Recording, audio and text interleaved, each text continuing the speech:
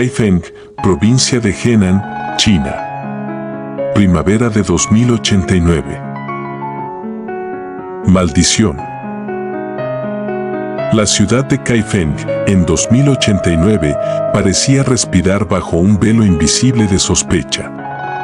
Las calles, iluminadas por faroles rojos y cámaras de vigilancia, eran testigos de un murmullo constante, estudiantes que hablaban en voz baja, comerciantes que evitaban mirar demasiado tiempo a los soldados, ancianos que recordaban épocas menos crueles. En medio de esa tensión, Fen Lian caminaba con paso firme hacia la escuela secundaria donde enseñaba filosofía e historia. La libertad no es un regalo, es una conquista, repetía a sus alumnos, aun sabiendo que cada palabra era escuchada por oídos que no pertenecían a la clase. Afuera, un dron pasó zumbando, proyectando su sombra sobre las ventanas de la escuela. La alumna, Mei Hua, susurró a un compañero. «Cínicos, nos espían». «No lo sé», respondió el compañero. «Pero parece que la maestra Fen no tiene miedo». Fen sabía que cada palabra pronunciada era un desafío, y cada desafío la acercaba más a la organización clandestina Pingen. La organización Pingen, Balance, pero en chino, era una organización popular clandestina de derecha, opuesta a la política comunista y sobrepopular del actual gobierno. Gobierno que ya cumplía en el poder 139 años. Esa noche, en el templo judío de Kaifeng, se reuniría con otros miembros para discutir las próximas manifestaciones. El eco de las oraciones se mezclaba con las voces conspirativas, y Fen, con su inteligencia y poder de convocatoria, se había convertido en una líder natural. En el templo, Tao Wang, administrador del lugar, la recibió con un gesto solemne. «Fen, necesitamos tu voz más que nunca. El gobierno endurece las medidas y la gente tiene miedo». Fen respondió con firmeza. «El miedo no nos debe detener». Tras las plegarias, los miembros de Pingen se reunieron en un círculo secreto. «La próxima manifestación será en la plaza central», anunció Tao. «Debemos estar preparados para la represión». Fen levantó la voz. «No somos criminales, somos guardianes de la libertad. Si callamos, nos convertimos en cómplices». Al terminar la reunión, Tao Wang la condujo hacia una sala oculta del templo. Allí, un cofre antiguo descansaba bajo capas de polvo. «Este es tu deber ahora, Fen», dijo con voz grave. «Serás la salvaguarda de nuestros tesoros escritos».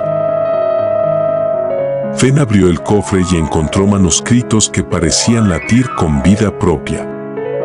Entre ellos, una bitácora del primer rabino judío de Kaifeng, Stab Salom. Las páginas hablaban de nombres, fechas y secretos olvidados. Al leer, Fen descubrió un apellido familiar, Liang. Era el suyo.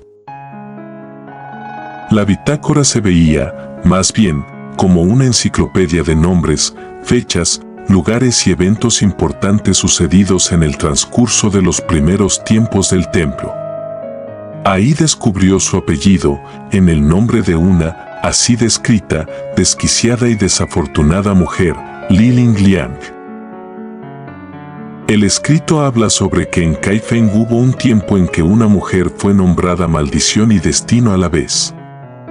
Su nombre era Liling Liang, y su historia comenzó en el año de 1760, cuando los vientos de la ruta de la seda aún llevaban rumores, oro y secretos de un extremo a otro del mundo. Fue señalada por los suyos, condenada por un sector fundamentalista y descrita como una ofensa a las buenas costumbres de la China de su tiempo. No por odio, sino por miedo, su nombre fue pronunciado como si fuese una advertencia. En aquellos días llegó a Kaifeng un extranjero, Ricardo Strudel, judío errante y comerciante de mundos lejanos. Viajaba siguiendo los antiguos caminos del intercambio, trayendo pieles, telas, aromas y seda. Pero su mayor tesoro eran los polvos púrpuras, extraídos de Creta, una sustancia tan valiosa que era codiciada por arzobispos de Europa y por los servidores del emperador chino. El destino quiso que Ricardo conociera a Liling, feligresa de la congregación judía de Kaifeng y eslabón de una larga estirpe. Se miraron como si el tiempo se detuviera, y en esa mirada nació un amor imposible. Él decidió quedarse. Ella, olvidar el deber. Y en ese silencio compartido, la vida fue concebida. Pero Liling ya había sido prometida a Ming Jian, uno de los líderes religiosos del lugar. Cuando la verdad salió a la luz y el embarazo fue revelado, la ira cayó sobre ellos como un rayo. Ming Jian los maldijo ante la congregación y ambos fueron expulsados, marcados como traidores.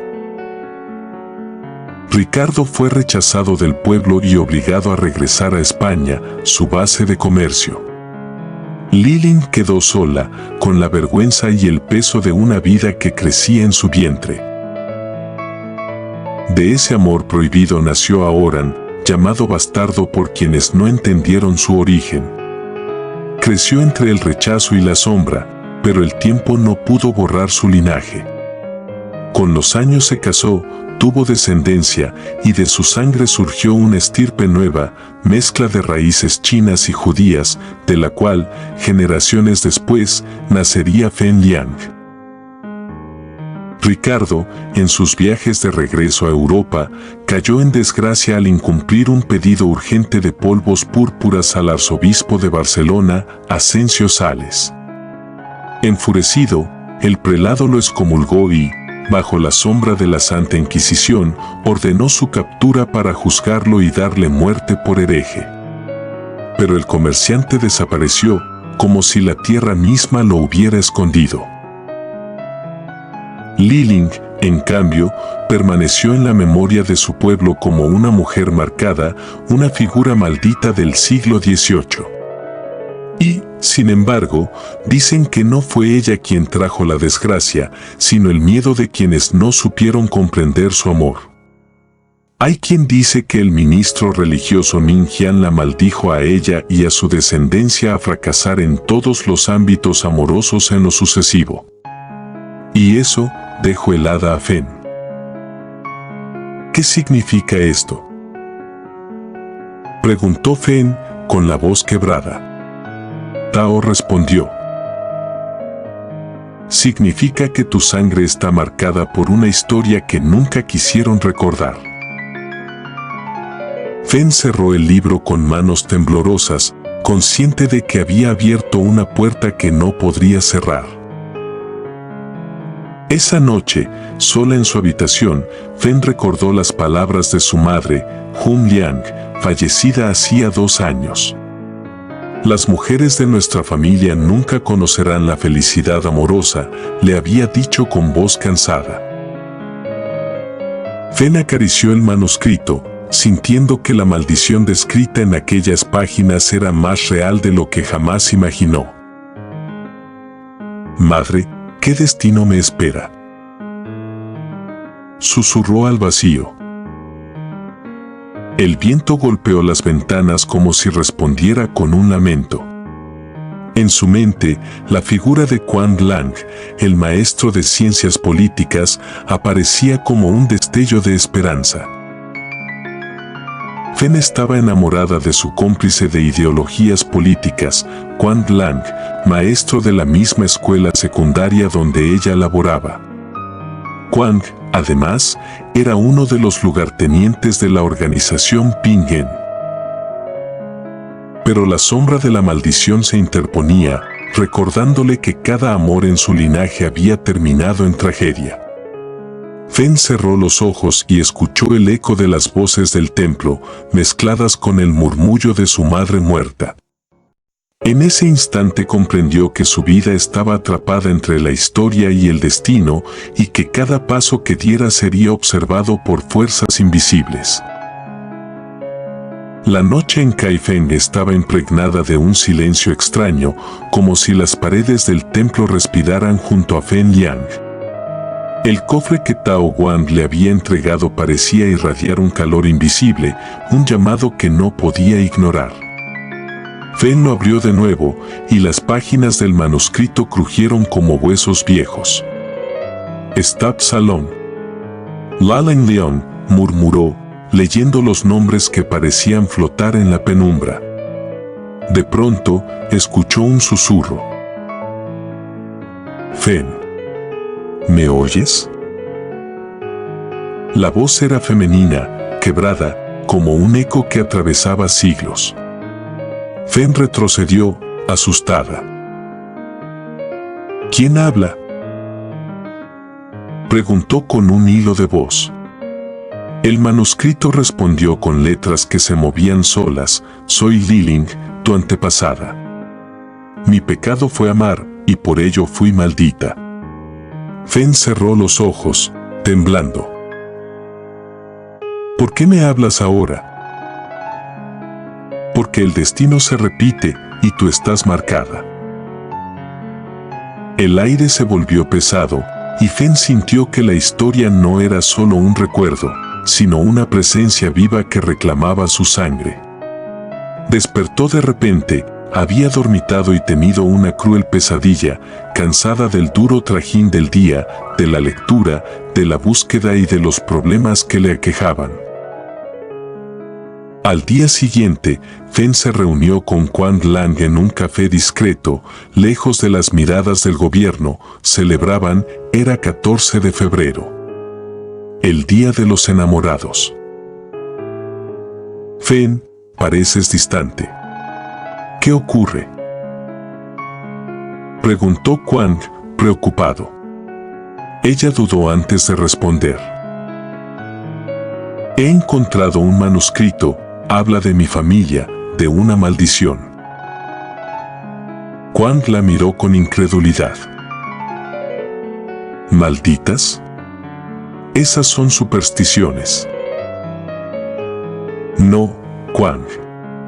Es real. Mi madre me lo advirtió antes de morir». «Fen, no puedes dejar que viejas historias y supercherías te controlen. Tú eres libre, inteligente». Ella lo miró con lágrimas contenidas. ¿Libre? ¿En un país donde nos vigilan, donde matan por pensar distinto? ¿Libre cuando mi sangre lleva siglos condenada?». Quan tomó su mano con firmeza. «Entonces rompamos la maldición juntos. Nadie dicta nuestro destino». Fen quiso creerle, pero el eco de Liling resonaba en su mente: «El amor será tu ruina». El café se llenó de un silencio incómodo, como si las paredes escucharan y se burlaran de su esperanza. El gobierno sospechaba de Fen, e incluso de Quan. Los tenían como presuntos líderes del movimiento, pero aún no confirmaban las sospechas. El hecho de verlos juntos podría confirmarlas. Era por eso que trataban de no verse juntos en público. Esa noche de febrero, Fen se entregó a Quan, con esa pasión que tanto la caracterizaba. Fen, esa misma noche sintió que algo se creaba en su vientre, sintió una luz interna. Se sintió plena, completa. En la tarde siguiente, Fen volvió al templo. Tao Wang la esperaba. «Fen, ¿qué has descubierto?», preguntó con voz grave. Ella dudó, pero finalmente confesó. El manuscrito habla de Li Liang, una mujer expulsada por amar a un extranjero. Dice que su descendencia está marcada por el fracaso amoroso. Tao sonrió y la miró con una mezcla de respeto y ternura. Entonces la maldición es real. ¿Lo sabías?, preguntó Fen con rabia contenida. Lo sospechaba. Por eso te entregué el cofre. Debías enfrentarlo. Fen golpeó la mesa. ¿Enfrentarlo?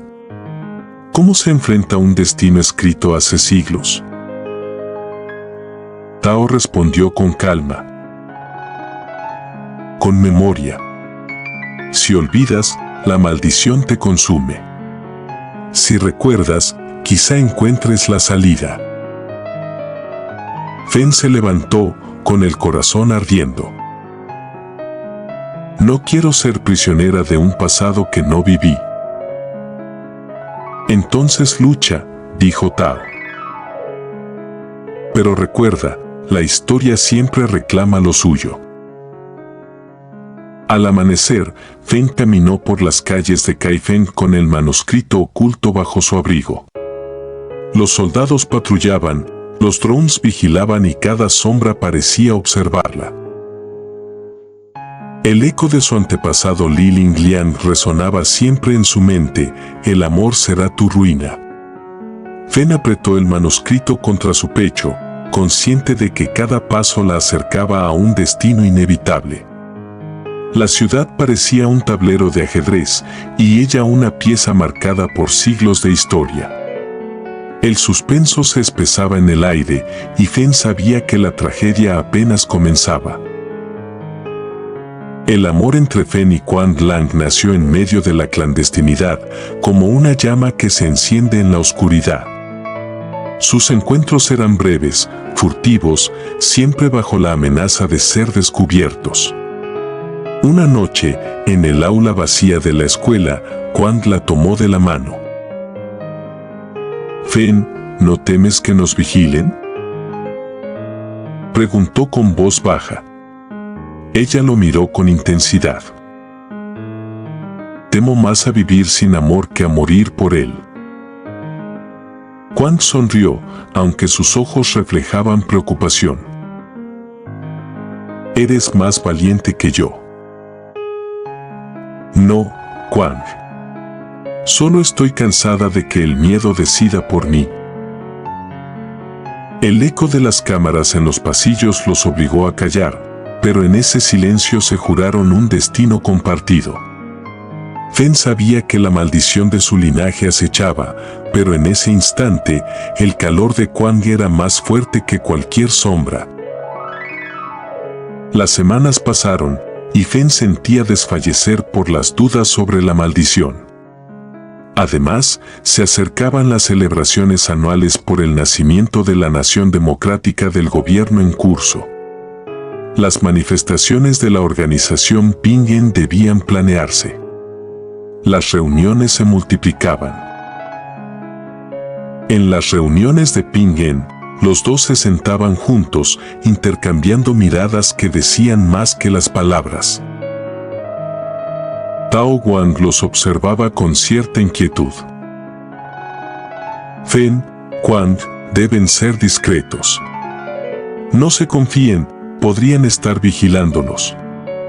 Recuerden que estos malditos controlan todo. Quan respondió con firmeza. No pueden controlar lo que sentimos. Tao suspiró. Piensen, usen el cerebro, no puede ser que su amor sea un arma de doble filo. Que les dé fuerza, pero que también les dé confianza excesiva.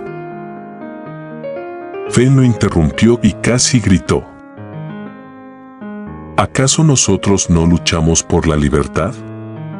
¿Qué libertad más grande que amar sin miedo? Los demás miembros guardaron silencio, conscientes de que cada palabra podía ser escuchada por oídos invisibles.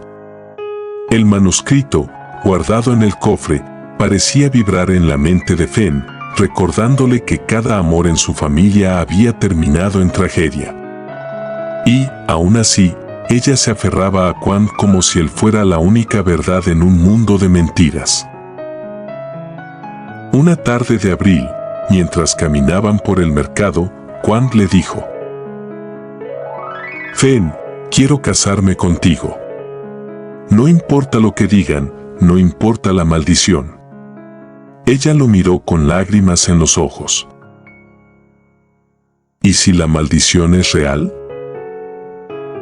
Entonces la enfrentaremos juntos. Fen dudó, pero el brillo en los ojos de Quan la convenció a ella. Sí, me casaré contigo. Además, no pretendía decírtelo, pero estoy embarazada, Quan, tendré un hijo tuyo. Quan lloró como un infante y gritó como un demente. La cargó por la cintura, le dio 1000 vueltas en el aire y le balbuceó: entonces será el 20 de septiembre de este 2089. Te amo. 1000 veces, te amo. Dijo él, con una sonrisa que iluminó la penumbra del mercado. Fen sintió que por primera vez desafiaba al destino, que su amor podía romper las cadenas de siglos de condena. Pero en el fondo, una voz susurraba: el amor será tu ruina. El viento sopló con fuerza, como si el manuscrito mismo se burlara de su decisión. La boda fue sencilla, pero cargada de emoción. Los amigos más cercanos asistieron en secreto, conscientes de que cualquier celebración podía ser interpretada como un acto de rebeldía. Quan la miró mientras pronunciaba sus votos. Fen, prometo amarte incluso si el mundo se derrumba. Ella respondió con voz firme. Quan, prometo resistir contigo, aunque la historia nos condene. Los invitados aplaudieron en silencio, temerosos de que el ruido atrajera la atención de los drones. Mei Hua, su estudiante, se acercó y le dijo: Maestra, nunca la había visto tan feliz. Fen sonrió, pero en su interior sentía que la felicidad era un lujo demasiado frágil. El manuscrito, escondido en su habitación, parecía arder, como si las palabras de Li Lingliang se reescribieran en su destino. 11 días después de la boda, la ciudad se partió en dos. Kai Feng, que durante años había respirado bajo la disciplina forzada del régimen, despertó envuelta en gritos, sirenas y columnas de humo. El gobierno celebraba 140 años de poder ininterrumpido, pero en las calles no había júbilo, había rabia, miedo y una desesperación antigua, acumulada como pólvora bajo la piel de la gente. Miles de estudiantes salieron a las plazas y la organización Pingen convocó de inmediato a todos sus miembros. Aquella mañana, el aire estaba cargado de presagios. Fen permanecía junto a la ventana cuando escuchó el rumor de las marchas. Desde el fondo del cuarto, Quan se acercó y tomó su mano con una delicadeza que parecía despedida. No debes ir, dijo él, con la voz quebrada. Estás a punto de dar a luz. Fen lo miró con angustia, sabiendo que no había palabras capaces de detener lo inevitable.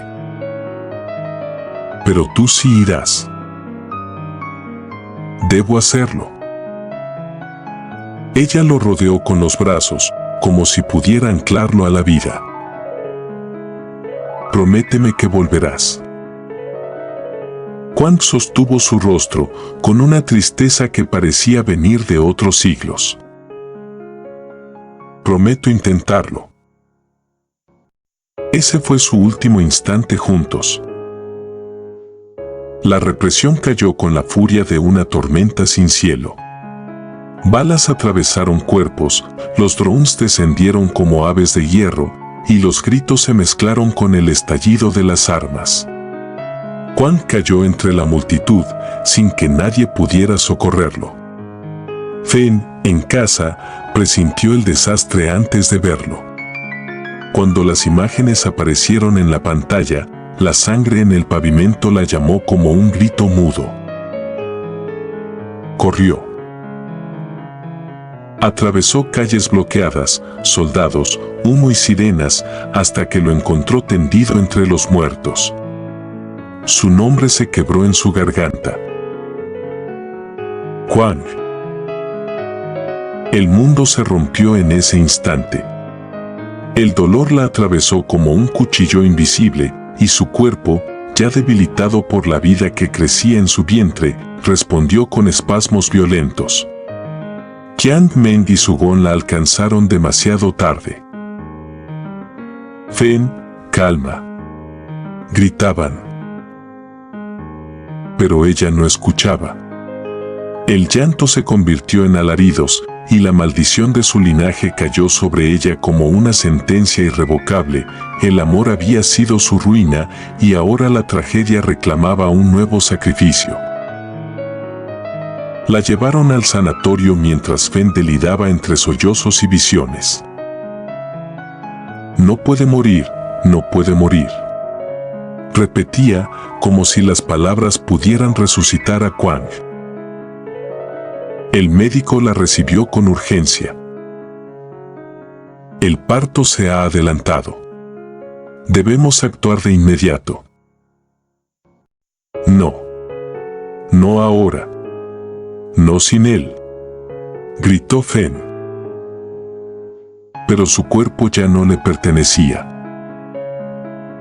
El sanatorio tembló.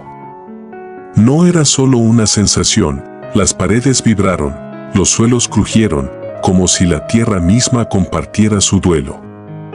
Objetos cayeron de las repisas, las lámparas se balancearon, los vidrios resonaron con un sonido extraño. El aire se volvió espeso, irrespirable. Su-gon sostuvo la mano de Fenn. Escucha, tu hijo necesita nacer. ¿Hijo? Susurró ella, con la mirada perdida. ¿Qué hijo puede nacer de tanta muerte?, preguntaba al vacío, mientras su cuerpo se convertía en el campo de batalla de un parto que desafiaba las leyes de la biología. Preparen todo, rápido, ordenó el médico. Este parto no es normal. Y todos comprendieron que algo más que un niño estaba a punto de llegar. El nacimiento de Luan fue un acto de violencia sobrenatural. Una transgresión de la naturaleza misma.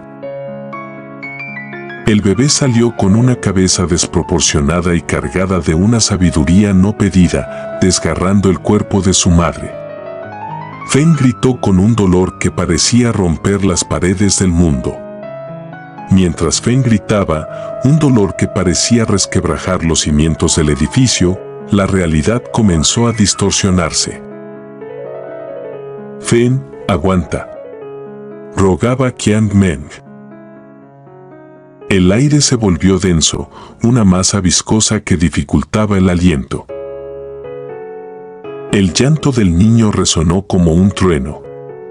No era el llanto de un recién nacido, era profundo, antiguo, cargado de una tristeza imposible. Sus ojos se abrieron de inmediato, brillando como si ya supiera que su madre estaba muriendo. Instrumentales médicos flotaron en el aire, gasas, frascos, bisturíes, todo giraba como si una fuerza invisible los gobernara, las gasas giraban en un torbellino invisible, y las lámparas oscilaban como péndulos en una catedral poseída. Luan, mi hijo, susurró Fenn. La vida se apagó en su mirada. Sus últimas palabras fueron el puente hacia la nada. Con un último suspiro de amor y resignación, La vida se le escapó, dejando su cuerpo como una cáscara vacía en el altar del sacrificio. El silencio duró apenas un segundo de nerviosismo y miedo. Luego, una explosión de aire sacudió la sala y lanzó al personal contra las paredes. Solo el médico quedó en pie, sosteniendo al bebé, que lloraba como si comprendiera el cruel destino de sus padres. La maldición se había cumplido. Sugón murmuró: «Este niño es diferente». El médico, pálido, respondió: «He visto muchos partos, pero nunca algo así. Esto no es humano». «Entonces debemos protegerlo», dijo Sugón. Fen y Quandt murieron por él. Afuera, los drones seguían patrullando. El amanecer llegó con un silencio sepulcral. Luan lloraba en brazos de sus protectores. En sus ojos se reflejaba una melancolía ancestral. La vida y la muerte se habían cruzado en un mismo instante. El amor también sabe matar.